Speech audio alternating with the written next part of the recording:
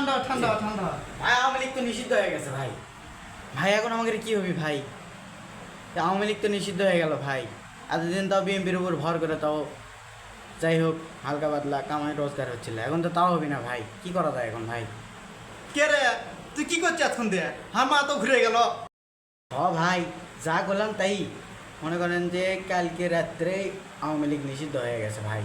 তাহলে আপার এখন কি খবর? ভাই আমাদের আপাতত খালি আশ্বাস দেয় ভাই, এখনো তো কিছু করলো না ভাই। এখন আমাদের সামনে দুটা পথ খোলা, হয় আমাদের দেশের থাকা লাগবে, না হয় ভারতের যাওয়া লাগবে। কে রে কি করছু? তোর মাথা মধ্যে কি ঠিক আছে? ভারতের যে যুদ্ধ পাচ্ছে একবার শেষ করে ফেল দিবি হারাড়ে গেলে। ভাই আপনি তো ঠিক আছেন, ওটা তো ভারত পাকিস্তান যুদ্ধ লাগছে, কি এক জ্বালা।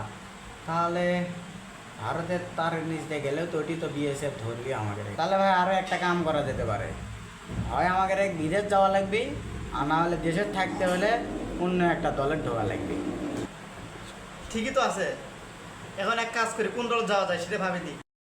ঢোকার মতো দল তো একটাই আছে, সেটা হলো বিএনপি।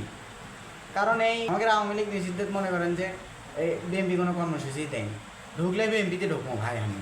আর হচ্ছে বিএনপির যোগদান এক চ আমরা যাই বিএনপির সাথে এনামূল খেলা করি নিয়ে আসি। চলেন ভাই।